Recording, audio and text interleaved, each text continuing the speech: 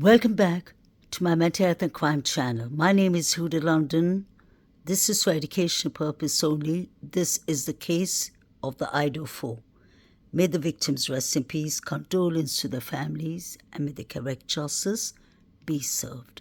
I'd like to start by giving a shout out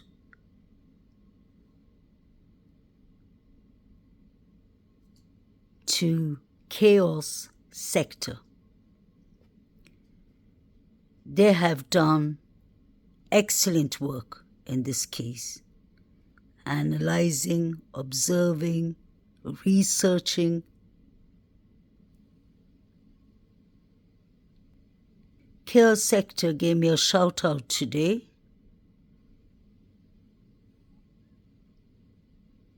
And I really appreciate that. That was really kind, decent, and respectful thing to do.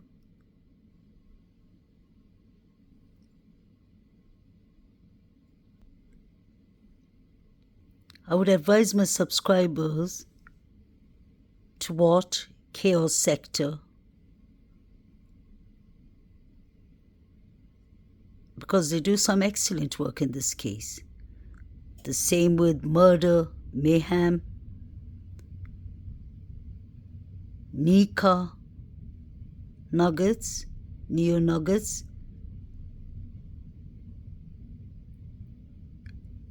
Harsh Reality, and many other excellent YouTubers.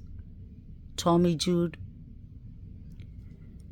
We all are here for the same purpose, to get the correct justice for these 4 victims and for BK.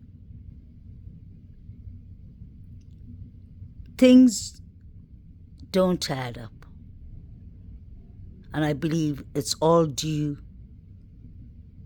to the change of the timeline.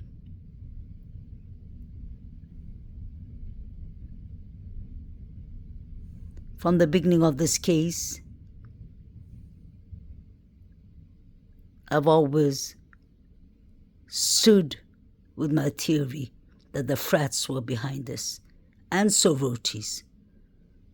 It's easy to see with everything that was going on that night, the people that were watching the horrific pictures of Kaylee in the sitting position at the band field, people who were yelling out Xana and E's name at the grub truck pictures Jovita was watching. The way the frats were behaving at the grub truck says a lot. I personally believe that these students were actually watching the whole unalivings, whether it was pictures or whether it was a live stream, they were watching it from somewhere. The fact that we've heard that DM and BF were texting each other. They were on Instagram, on Yik Yak, that is a bullying app that is usually used by college students. I believe it goes up to a certain mileage around that you can capture pictures and send around. They were using Snapchat, TikTok. They were creating numbers. DM was actually creating a number. BF was taking pictures for a whole minute. I wonder of who. Was she taking selfies of herself? Or was she taking pictures of the poor victims? Question mark.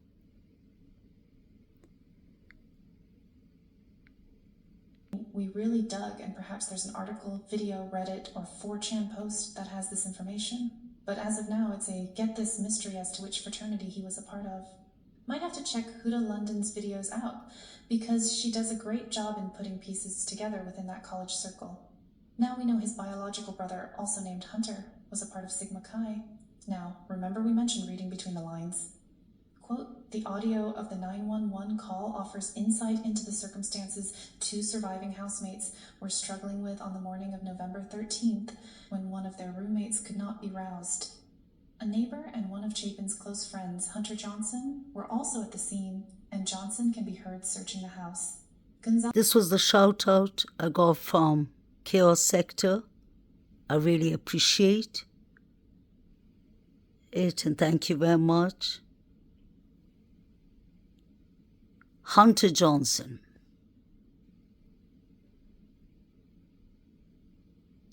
Where was Hunter Johnson and Emily A. that night?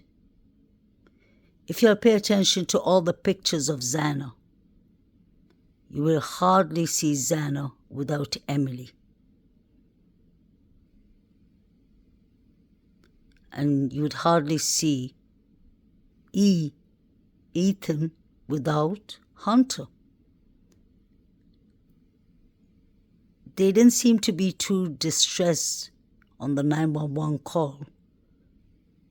And guys, this is all my opinion, strictly my opinion.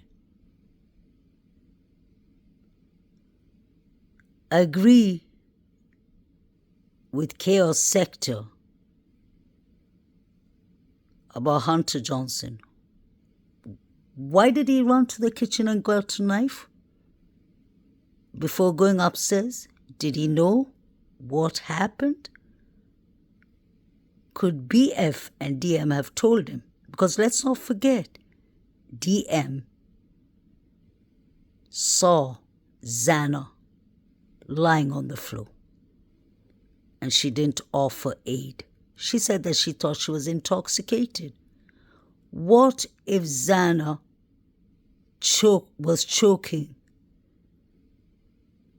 What if Xana was going through some health emergency? Isn't that the first thing a person would have thought? I would have even thought maybe wake up Xana and help her to get to her bed if she's so intoxicated according to them. But that didn't happen. I don't believe there was any threat towards the surviving roommates because DM was busy running to BF's room, and BF was actually inviting her over to run to her room. Strange. Why did the surviving roommates choose to call Hunter? Does he have any 911 aid skills to give? Is he part of law enforcement? Make this make sense. I came across this picture from Chaos Sector today. Please like, share, and subscribe to their channel. If y'all notice the white pickup truck that's parked in front of the Sigma Chi, I find the pickup truck to be extremely important and very interesting because David Lodge happens to have a white pickup truck, and we saw a white pickup truck driving towards the Corner Club while Shawalter, Maddie and Kaylee were walking from the Corner Club to the grub truck. That was when Shawalter was allegedly threatening Maddie. You know we're going to get you for that, Maddie. And somebody actually got 4 victims. The same white truck allegedly was seen driving in front of 1122 Kings Road.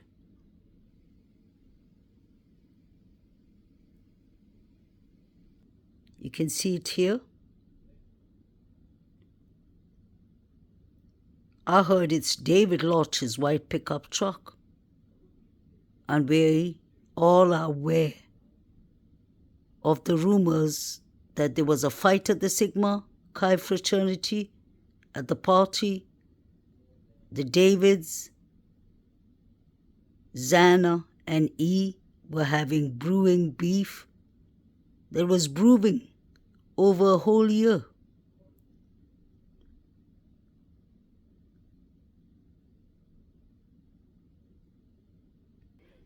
This poster was put up on many flats around Queens Road and Linda Lane. I believe it was put up by Xana's uncle Sherman and her father. The same day that the quadruples took place. I found it interesting that they were interested to review any security cameras or video doorbell footage between the hours of 5 p.m. on Saturday, that's 12th November, up to the 13th Sunday at 12 p.m. That's when 911 was called. I want to know what was happening on Saturday between 5 p.m. to the next day. Allegedly, Kaylee was invited as DMS plus one, I believe, to a sorority party.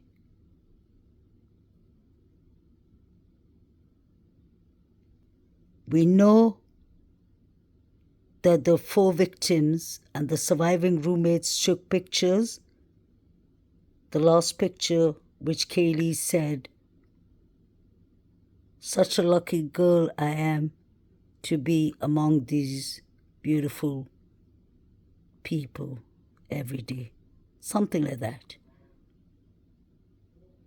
And I believe that picture was taken at Taylor Avenue. So why are the Canodal family interested from 5 p.m. on Saturday the 12th?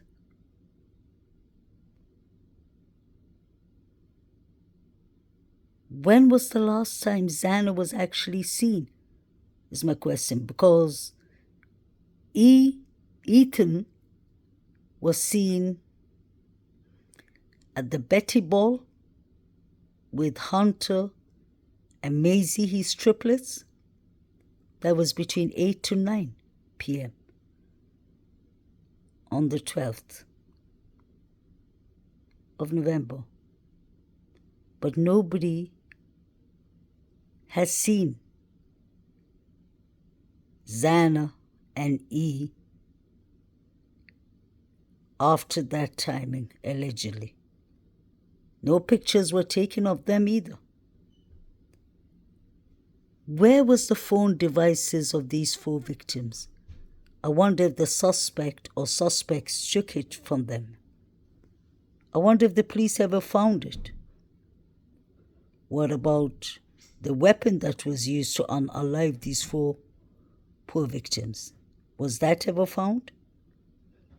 Isn't it interesting that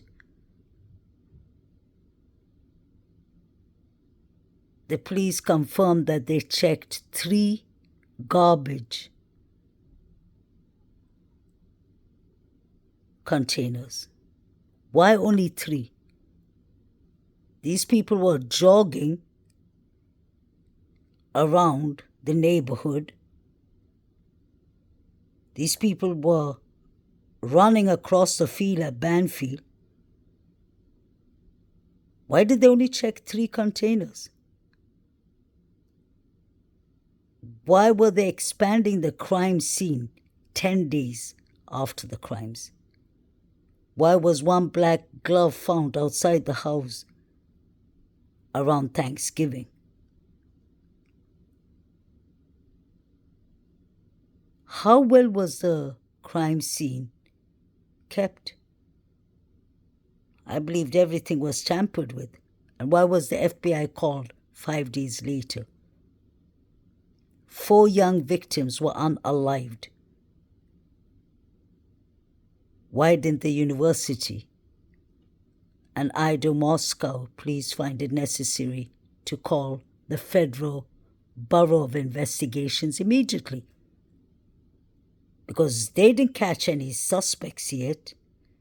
The suspects could have been on the way to Mexico or Canada, or Europe, for all we know, or Africa, allegedly, like Showalter.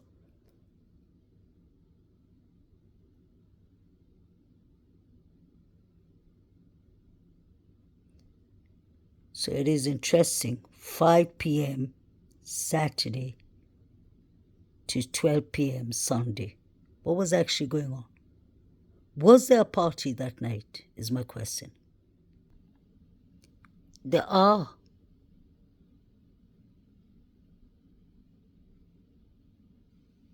Couple of bottles of alcohol beverage in the kitchen.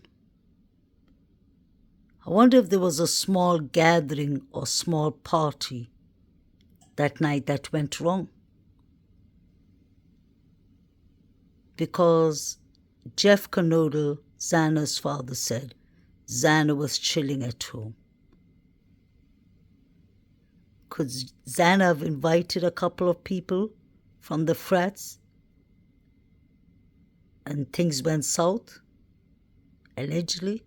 You have all these bottles of Truly.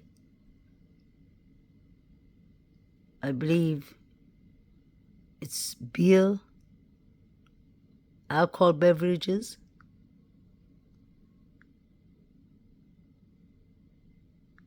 Was there a small gathering, a small party that night? Why was the door left wide open? Was it the suspects who ran from the front door and forgot to close it behind them? Or was the door left wide open to distract us with the main exit and entrance? Or was it to keep the smell out? The chief wasn't even aware that the door was left wide open. It was a neighbor who was on his way to work at 8:30 a.m. in the morning that noticed the door was wide open. Didn't BF feel cold at all? And DM, because let's not forget she ran downstairs to BF's room. So who left the door wide open?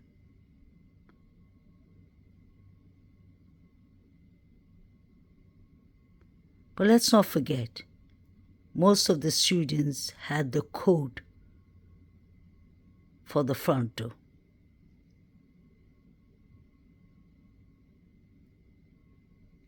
I refuse to believe that one suspect came in, unalived 4 people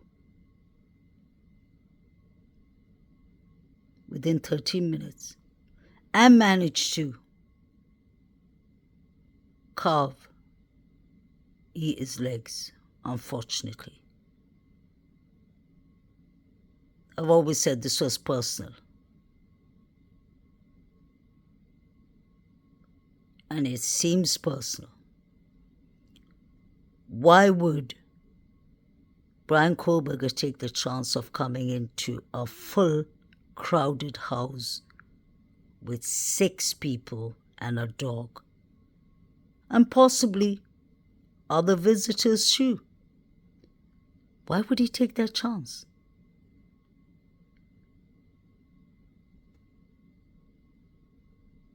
He is a very bright student. If you've seen his homework, when he's telling us how to make sure a crime scene isn't tampered with.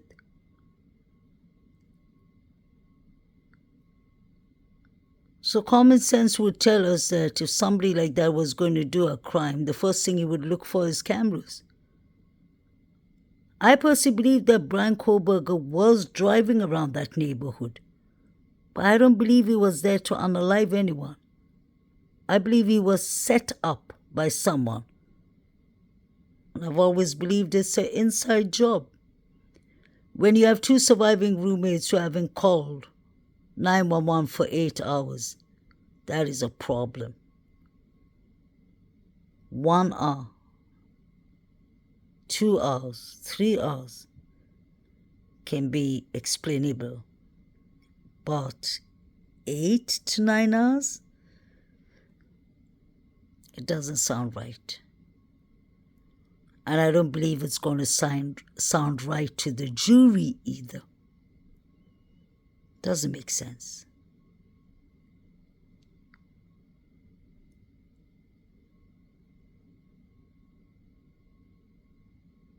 BF knows more than she's saying.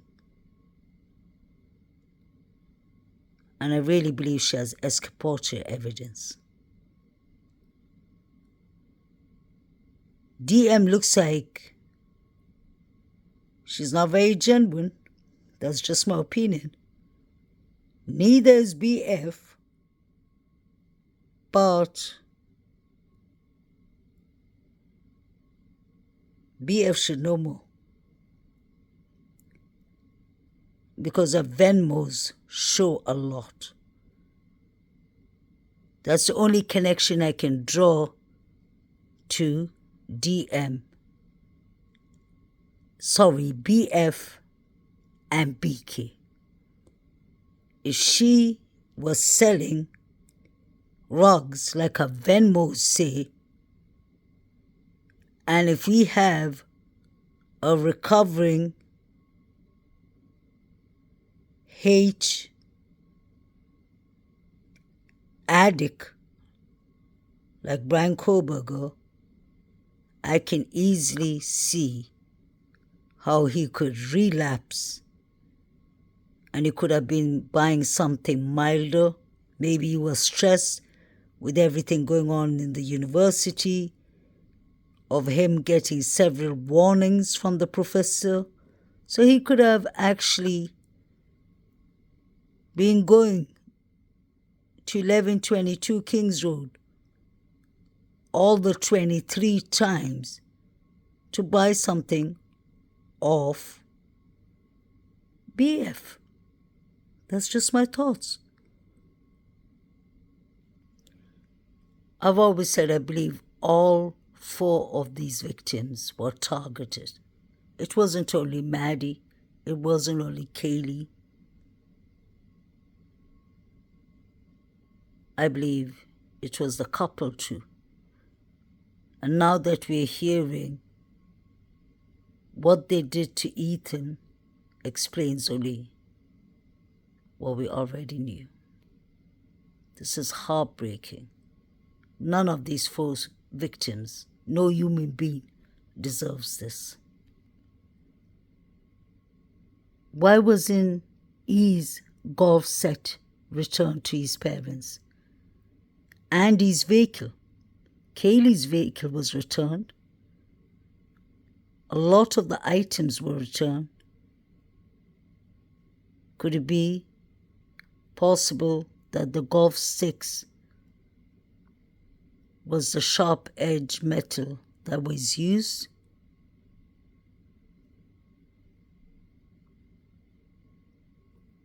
On these victims, may they rest in peace.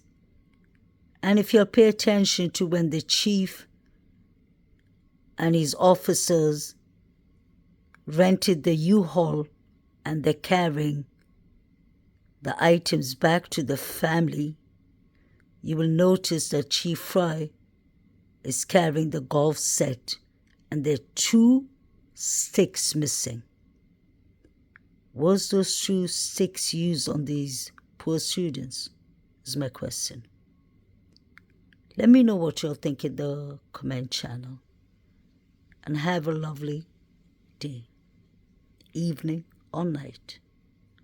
May the victims rest in peace.